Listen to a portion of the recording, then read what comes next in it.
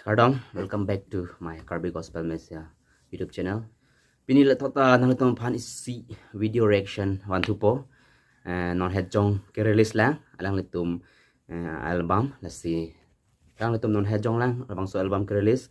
alang litum album lang dam chipote Karjong October Gospel Team Present abang so YouTube lo nang litum humri dam lo te nang litum thek dam lo ikpo la si pini nang litum phan ke paklang ponji la ke ekdom lang mesen la pen nilita ning dok hak la pen ke lang me ong si nilita la bang so reaction bon hai lo la si nang litum talang tham dak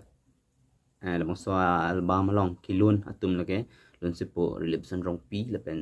sepi sonia han sepi la si lang litum alun ke jume pi kai ke ta nili arjuer la si nang litum lang pon tha la si non nili paklang pon po tangte pangcheng pon nang de nili non pangcheng pon po pile pon phet po ho Karjong October Karbi Gospel empue pan ihang lok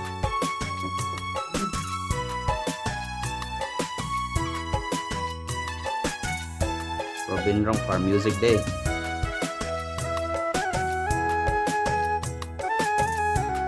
Special Thank Edition Crow Producer Elbishon and Consumer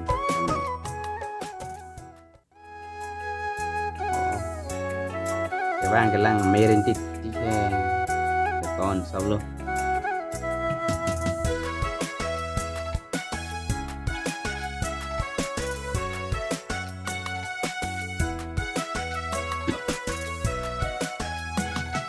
em phuê phane hang lo i jog long ji apan i tum reng ver ji apan hang lo ji su ve pan em phuê phane hang lo Sonia stilo lo ke Sonia stilo de jume pegang lelun ke Arja talang mi o pen kilon ta asti jume sen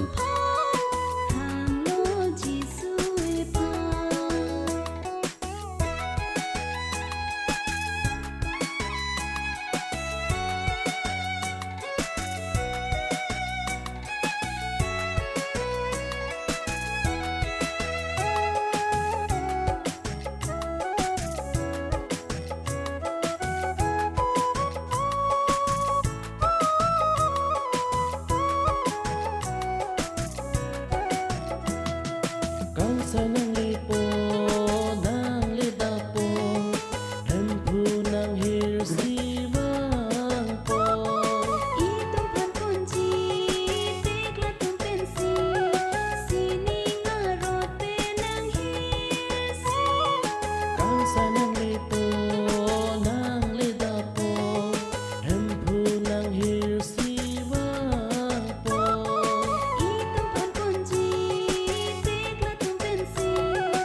Sonia se pilo lo ke penang hirsi and lo se polo relip son rong pi alang li famous gospel song taga me phan alang li padu ko lun ha itum reng ver ji apan ang lo ji su ve pan em phuê phane hang lo i jog long ji apan itum reng ver ji apan hang lo ji su pan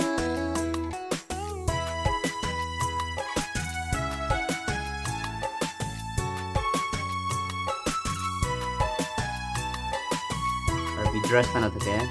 ke tang nai Karbi dress lo seleng choy pen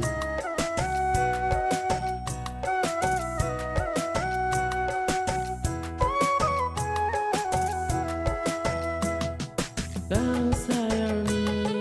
nang lilote papen dormig bahaji khoi thek the atum chi ru nan chi pir the ta nang in ting kum chi Kang sayar ni nang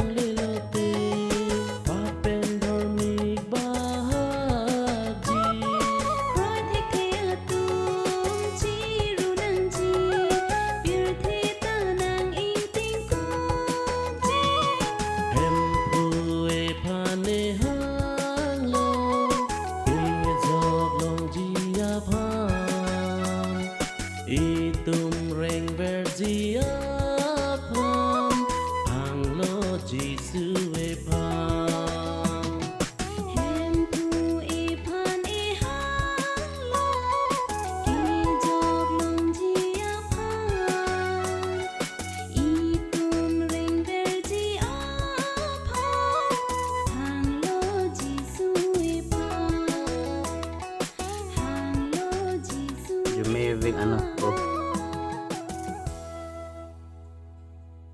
God bless you.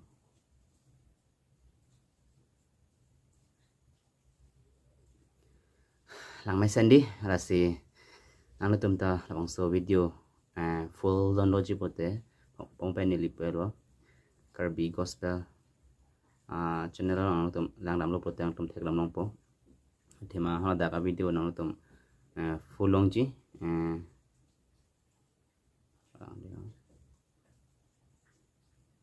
karjong atawar pa YouTube channel nang tum lang dam lo pote thek lam long karjong atawar gospel team po channel nang tum home rhythm lo te thek lam long po de hala da nang litum home rhythm igno la sinang tum pan labang so video opinion ke an sigang tan lo kardom labang so reaction lang misan mo dang tum share tha lap and subscribe ik tha lap and labang so channel pan ang tum comment like speed kardom